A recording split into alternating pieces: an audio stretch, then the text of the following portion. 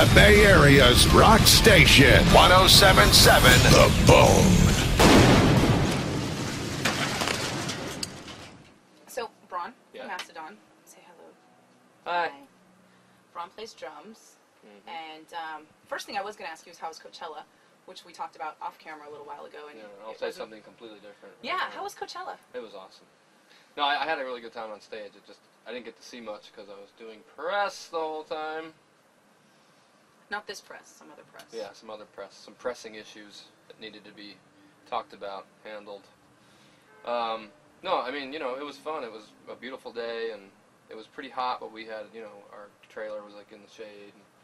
And they treat the bands really well, and there was a very eclectic mix of rock and roll bands there, and it was cool, man. How did you guys get received? Because it's a lot of like indie, hippie kind yeah. of different people. We were received fine, Everyone, I mean, we played at 11 o'clock at night, and our tent was jam-packed, and people were going crazy, and we played our new record from start to finish, and a lot of people were singing along and stuff. I don't know, it was good. I had a good time.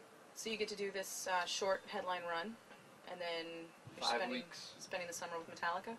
Yeah, summer camp with Metallica, heavy metal summer camp. Are you guys excited, or is it just like another day in the life of Mastodon? No, it's totally exciting. I mean, I'd be lying if I said I wasn't excited about it because, it's a big deal, obviously. Metallica.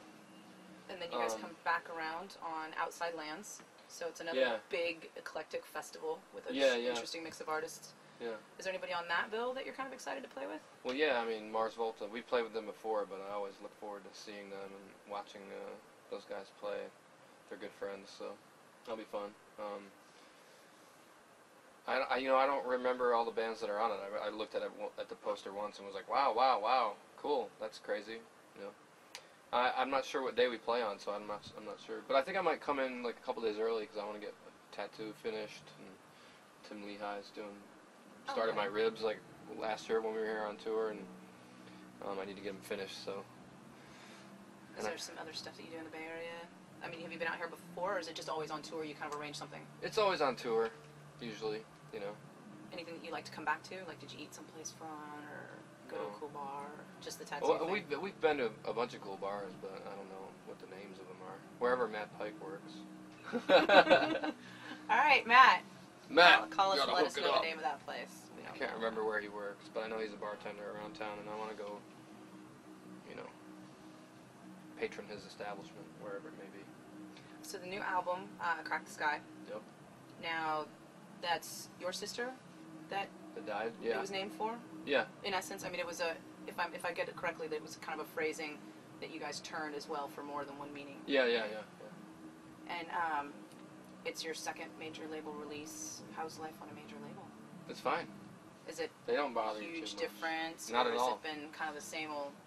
It's just it's not the same, but in the respect that it's different is a good thing. I think there's just so many more people that are working all at the same time to helping further get our music out there to more people. So more press. Yeah, more press and especially kind of like globally. They just have more resources.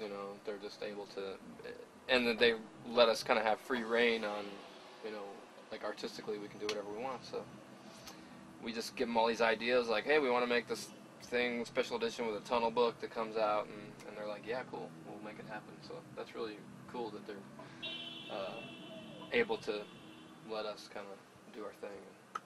Was one of those things Brendan O'Brien, because this is the first time you've worked with him, right? Yeah. Well, he's kind of a big dude. He is, and it just kind of happened naturally. We weren't like looking for anyone really that caliber, but it just kind of planets aligned type of situation for us. Just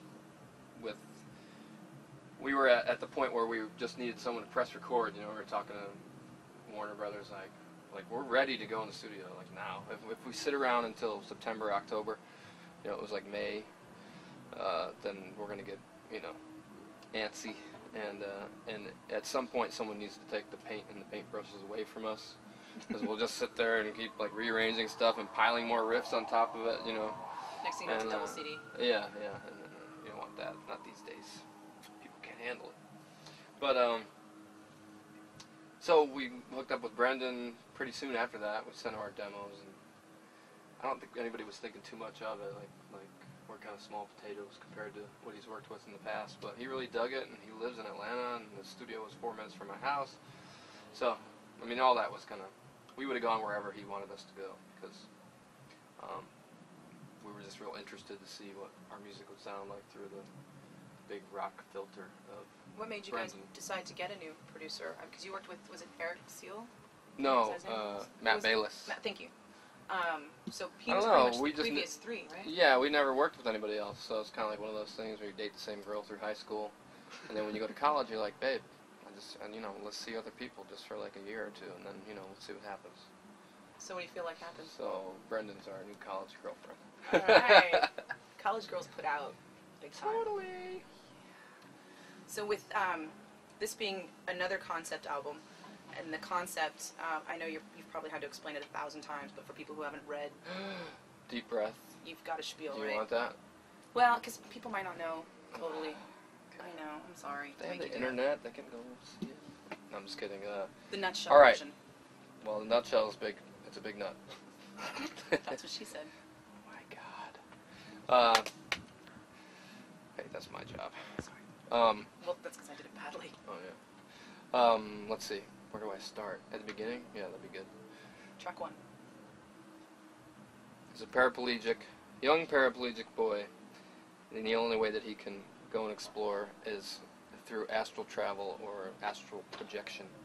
Goes outside of his body into outer space, too close to the sun, kind of like Icarus, burning off the umbilical cord, the golden umbilical cord that attaches to your solar plexus that binds you to the material world. Material. And with the umbilical cord gone, he gets lost in space, sucked into a wormhole, which puts him into the spirit realm. He has to explain to the spirits that he's not really dead, and they decide they're going to help him. They try to put him into this divination or seance, if you will, that's being held by a early 20th century Russian Orthodox sect called the Klisti that Rasputin was rumored to be a part of. When they pull the boy's spirit in, he tells them what's happening.